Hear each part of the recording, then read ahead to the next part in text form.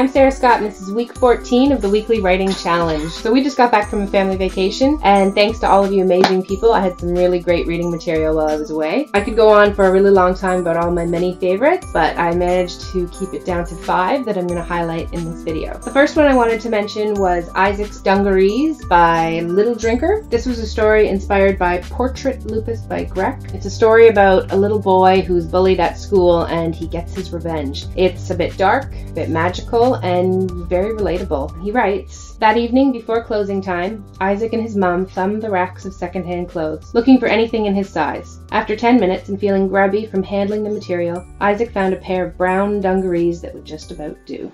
The next one I wanted to mention was I Blame the Random Button by Anonymity. This was inspired by Unicorn Valentine by Mrs. Cops. This one is just really funny. The two of them together make a funny little story.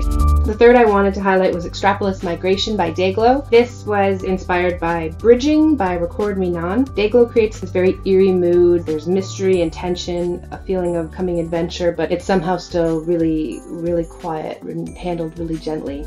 The next one I wanted to highlight was Reprise by Drag Melanie. This was inspired by Reprise by Anita. Very sweet story about two people meeting on a train.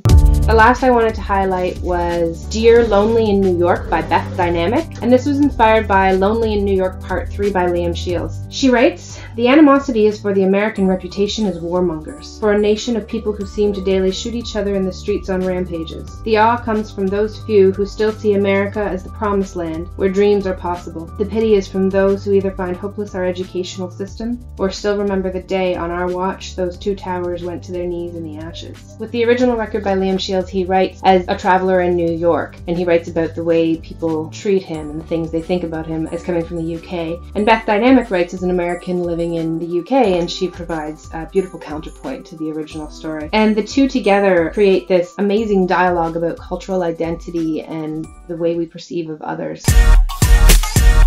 Now on to the challenge for week number 14. For this week, I want you to write a story that includes 3 specific elements. The first, a discarded Christmas tree. Second, an uncomfortable pair of shoes. And third, a dispute. So you can go any direction with that so long as you make sure that you do include those 3 things, and make sure to have your contributions in by Monday, January 19th. So that's it for now. I can't wait to see what you all come up with. Thanks.